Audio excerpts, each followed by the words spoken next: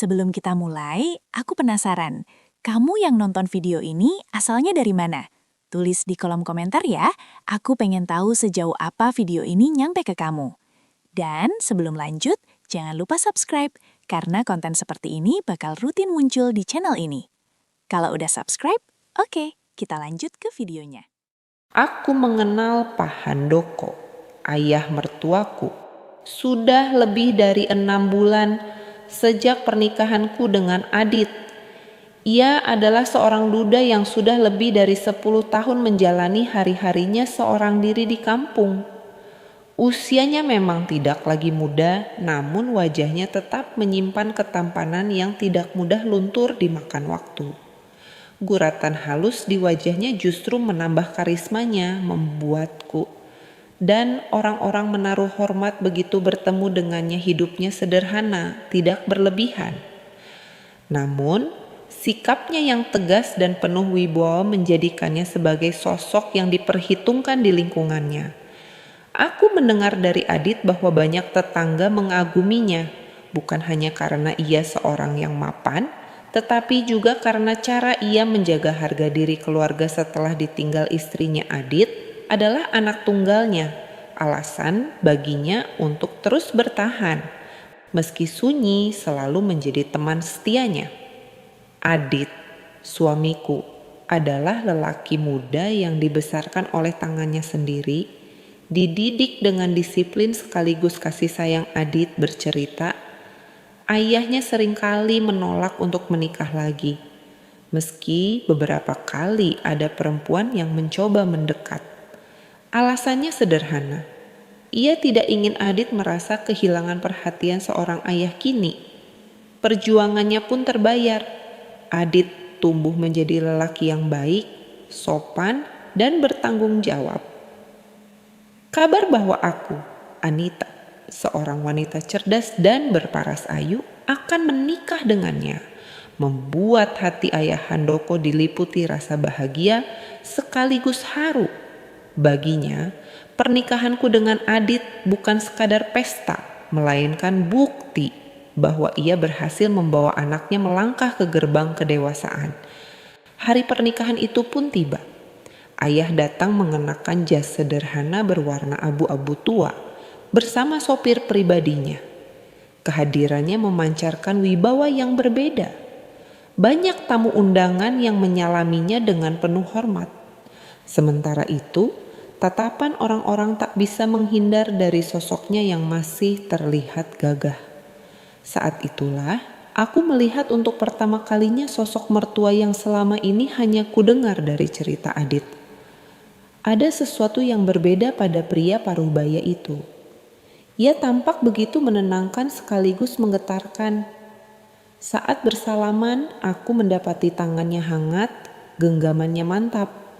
Ia tersenyum ramah, namun ada getaran halus dalam diriku yang membuatku sedikit gugup. Hari pertama setelah pernikahan, ayah memutuskan untuk menginap di rumah baru kami. Suasana rumah yang masih sederhana terasa hangat dengan kehadirannya. Meski berstatus sebagai mertua, cara bicara ayah tidak pernah kaku. Ia pandai membawa diri, tahu kapan harus serius dan kapan harus mencairkan suasana. Aku yang awalnya masih menjaga jarak, perlahan mulai merasa nyaman, meski sesekali aku salah tingkah. Ada kalanya saat aku berpapasan dengan ayah di dapur atau ruang tamu, jantungku berdegup lebih cepat tanpa alasan yang jelas. Aku mencoba menganggap itu sekadar rasa canggung biasa. Namun dalam hatiku aku tahu ada sesuatu yang berbeda dari lelaki itu. Hari-hari itu berlalu begitu cepat. Ayah dengan sabar memberikan nasihat kepada Adit tentang bagaimana membangun rumah tangga yang baik. Sementara aku menyimak dalam diam. Tatapan mataku sesekali tertuju pada mertuaku, mencoba menimbang sosok pria yang berdiri di hadapanku. Ia bukan hanya seorang ayah dari suamiku, tapi juga lelaki dengan pesona yang sulit kuabaikan. Dan setiap kali tatapan kami beradu, ada semacam isyarat yang tak terucapkan. Sebuah perasaan samar yang membuatku bingung sekaligus berdebar. Ketika akhirnya ayah Handoko pamit untuk kembali ke kampung, aku merasa lega sekaligus kehilangan. Aku menatap punggung lelaki itu yang menjauh tanpa pernah tahu bahwa benih kecil dari sesuatu yang tak seharusnya mulai tumbuh di dalam hatiku. Setengah tahun setelah pernikahan, aku mendapat tugas dari kantor untuk melakukan inspeksi ke salah satu cabang. Kebetulan, lokasi kantor cabang itu tidak jauh dari kampung tempat ayah mertuaku tinggal. Ketika Adit mendengar hal itu, ia langsung mengusulkan agar aku tinggal di rumah ayahnya selama seminggu. Biar sekalian bisa nemenin ayah, kan jarang ketemu, kata Adit sambil tersenyum. Aku hanya terdiam, pikiranku bercabang. Bayangan tinggal satu atap bersama ayah mertuaku membuatku ragu. Ada sesuatu yang tidak bisa kujelaskan, sebuah rasa tak nyaman bercampur penasaran. Namun Adit tidak memberiku ruang untuk menolak. Ia langsung menelepon ayah, memintanya menjagaku. Di ujung telepon, suara ayah Handoko terdengar hangat dan penuh semangat menerima permintaan itu. Hari itu pun akhirnya tiba. Dengan sedikit degup jantung lebih cepat dari biasanya, aku akhirnya sampai di rumah ayah Handoko. Rumah itu masih sama seperti terakhir kali aku kunjungi. Sederhana, rapi, dan beraroma khas kayu tua yang menenangkan.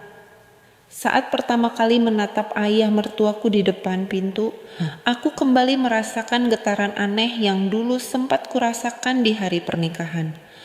Ayah Handoko menyambutku dengan senyum lebar.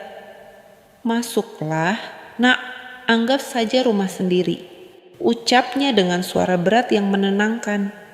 Aku berusaha membalas dengan senyum, meski dalam hati ada kegugupan yang tak bisa kusembunyikan.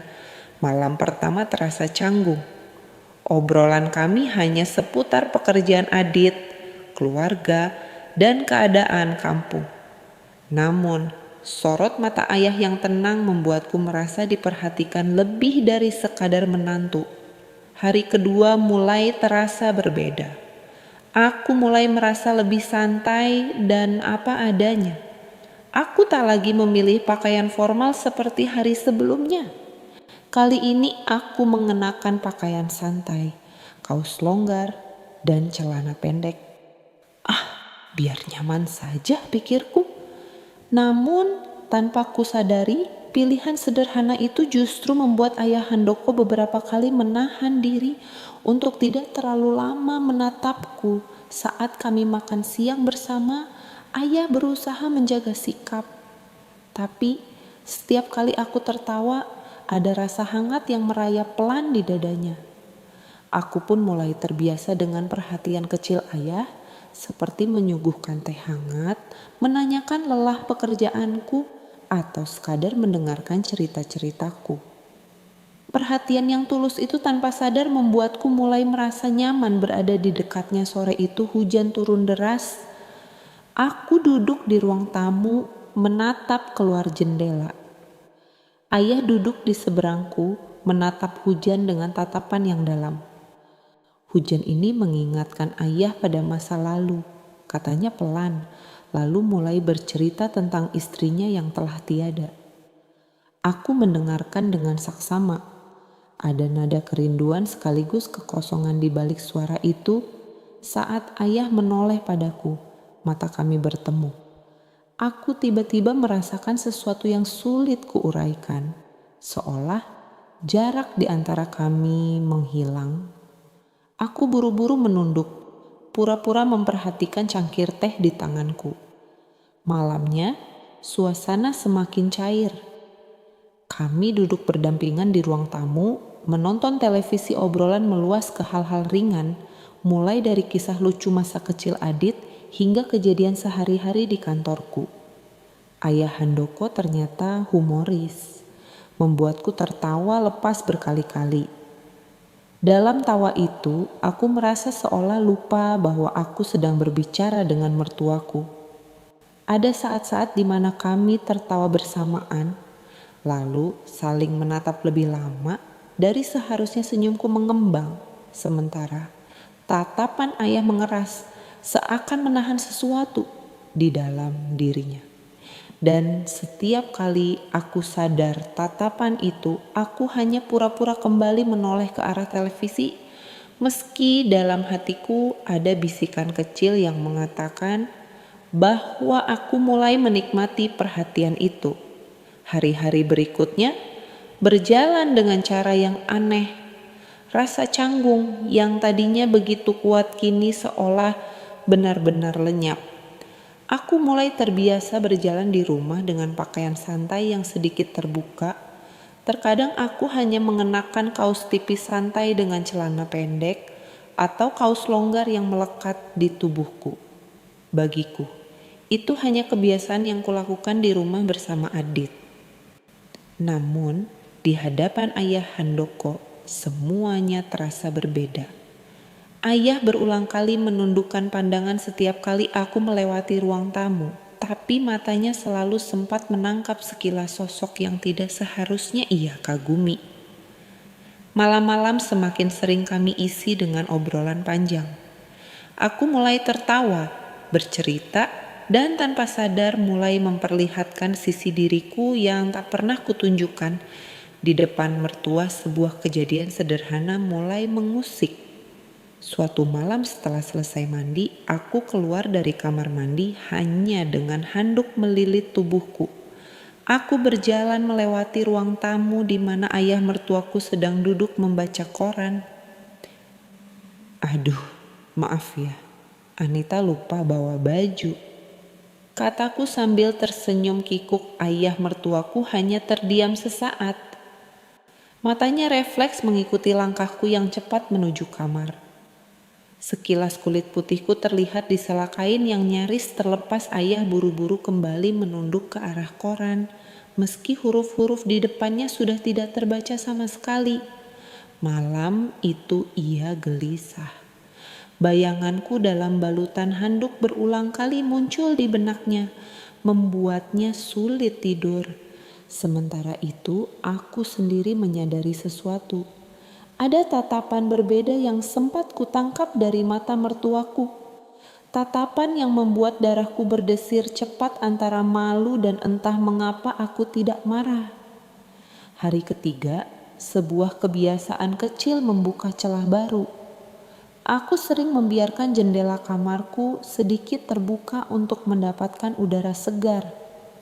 Dari luar, terkadang ayah tanpa sengaja melihat bayangan samar diriku sedang berganti pakaian. Sekali dua kali ia mencoba berpaling.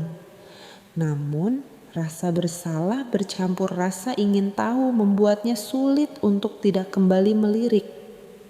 Bagi diriku, ada kesadaran samar akan kemungkinan itu. Saat aku berganti pakaian dengan lampu kamar menyala, sesekali aku membiarkan siluet tubuhku tampak jelas dari arah jendela.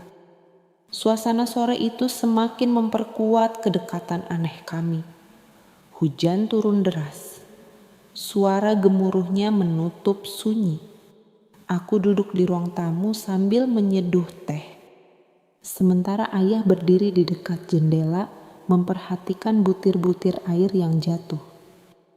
Ayah pasti sering merasa kesepian ya? Tanyaku pelan, hampir berbisik. Ayah pun menoleh menatap wajahku yang serius. Pertanyaan itu seolah mengetuk pintu hatinya yang selama ini ia kunci rapat-rapat. Kadang, jawabnya jujur. Aku tersenyum tipis lalu menunduk. Ada kehangatan dalam percakapan itu yang membuat jarak di antara kami semakin tipis. Tatapan kami saling bertaut sedikit lebih lama dari seharusnya malamnya sampailah pada titik paling berbahaya. Kami duduk bersebelahan menonton televisi. Sebuah acara komedi membuat kami tertawa bersama hingga tubuhku tanpa sadar condong lebih dekat ke arah ayah mertuaku. Bahuku menyentuh lengan sang mertua Dan bukannya menjauh, aku membiarkan kontak itu bertahan. Dalam keheningan setelah tawa reda, ayah menoleh mendapati wajahku hanya beberapa sentimeter dari wajahnya. Mata kami beradu. Senyum kecil muncul di bibirku, seolah memberi tanda yang tak terucap. Ayah menghela napas panjang, mencoba menahan diri, namun tanganku perlahan bergerak menyentuh punggung tangannya. Sentuhan sederhana itu membuat semua pertahanan luluh seketika. Malam berikutnya terasa berbeda sejak awal. Aku sudah memutuskan untuk tinggal lebih lama dengan alasan menjaga mertuaku yang katanya kurang enak badan Adit percaya begitu saja, bahkan merasa tenang karena istrinya bisa menemani ayahnya. Namun bagiku alasan itu hanyalah tameng. Hatiku diliputi rasa berdebar yang sulit kukendalikan. Aku mengenakan daster tipis berwarna pucat, sederhana, namun justru membuat siluet tubuhku samar terlihat di bawah cahaya lampu. Ruang tamu ayah memperhatikanku dengan tatapan penuh dilema, berusaha keras menjaga diri. Kami duduk berdampingan, menonton televisi, tapi hampir tak ada yang benar-benar memperhatikan. Layar Henning terasa lebih pekat daripada suara acara yang terdengar. Obrolan ringan pun mengalir, tapi kali ini berbeda nuansanya. Ada jeda-jeda sunyi yang terasa penuh makna. Aku beberapa kali melirik ke arah mertuaku, lalu tersenyum tipis.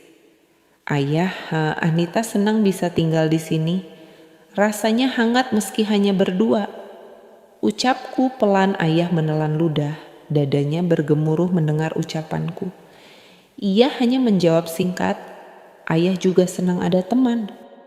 Namun sorot matanya tidak bisa menutupi gejolak yang dirasakannya. Saat aku tiba-tiba menyandarkan kepalaku di bahu ayah mertuaku, tubuhnya menegang. Sebuah keakraban yang seharusnya terlarang kini menjadi nyata di antara kami. Waktu pun berjalan lambat, hanya detak jam dinding yang terdengar jelas di tengah keheningan. Aku terlelap sesaat di bahu mertuaku. Napasku teratur. Ayah menatap wajahku yang begitu dekat. Wajah yang seharusnya ia hormati sebagai istri anaknya. Namun, dalam momen itu, batas logika dan moral mulai kabur. Tangannya mulai bergerak, awalnya ragu menyentuh jemariku yang tergeletak di pangkuannya. Aku terbangun pelan, namun bukannya terkejut. Aku justru menggenggam tangan itu lebih erat. Tidak ada kata-kata, hanya genggaman yang menjadi jawaban. Rasa hangat mengalir di antara kami, menggiring ke arah yang tak pernah seharusnya terjadi. Ayah menarik napas panjang, matanya menutup sejenak. Anita, bagaimana kalau nanti terjadi? Bisiknya penuh tekanan. Namun, suara itu justru membuatku menatapnya lebih dalam dengan tatapan yang seolah berkata, biarkan saja malam ini terjadi. Senyum samar di bibirku membuat benteng terakhir ayah runtuh. Ia membalas genggaman itu, lalu tubuh kami semakin dekat hingga jarak benar-benar menghilang. Detik-detik itu menjadi awal dari sesuatu yang terlarang. Kami saling terikat dalam pelukan, membiarkan waktu berhenti berputar. Malam itu untuk pertama kalinya kami melewati batas yang tak seharusnya dilewati. Tidak ada saksi, hanya ruang tamu yang sunyi dan cahaya lampu yang temaram. Setelah semuanya reda, kami duduk terdiam, sama-sama menunduk dengan napas tersengal. Rasa bersalah menghantam keduanya. Namun, ada juga kehangatan aneh yang tak bisa disangkal. Maafkan, ayah. Ucap ayah mertuaku dengan suara bergetar. Aku menggeleng pelan. Anita juga salah, ya. Tapi entah kenapa Anita tidak bisa menolak. Esok harinya, kami bersikap seolah tidak ada yang terjadi. Aku sibuk menyiapkan sarapan, sementara ayah pura-pura asyik membaca koran. Namun, setiap kali mata kami beradu, ada keheningan yang berbeda, seakan keduanya sama-sama menyimpan rahasia besar. Malam sebelumnya masih membekas begitu kuat. Ada rasa bersalah yang mengganjal, tapi juga ada kerinduan aneh yang justru semakin membara. Aku tahu hari-hariku di rumah itu tinggal sebentar lagi, dan semakin aku sadar akan kepulanganku, semakin kuat dorongan hatiku untuk merasakan sekali lagi kedekatan yang tak seharusnya. Malamnya, suasana kembali menjerat. Kali ini kami tidak lagi duduk berjauhan. Aku mengenakan daster tipis berwarna biru muda, sementara ayah hanya memakai kaos polos. Kami duduk bersebelahan, mencoba menonton televisi. Namun tak ada yang benar-benar memperhatikan layar ayah membuka suara pelan. Mungkin ini malam terakhir kamu di sini. Aku mengangguk pelan, lalu menoleh dengan tatapan yang sulit kujelaskan. Apa ayah ingin kita mengulang seperti kemarin? Tanyaku hampir berbisik. Pertanyaan itu mengguncang dada ayah. Ia tak sanggup menjawab, hanya mengulurkan tangan dan aku menyambutnya tanpa ragu. Saat itu juga, benteng pertahanan terakhir runtuh lagi. Kami kembali larut, kali ini di kamarku. Sunyi malam menjadi saksi bisu. Hanya terdengar detak jantung dan suara napas yang bercampur. Tidak ada protes dan juga tidak ada keraguan. Hanya ada perasaan ingin mengulang kebersamaan yang sudah terlanjur membuat kami terbiasa.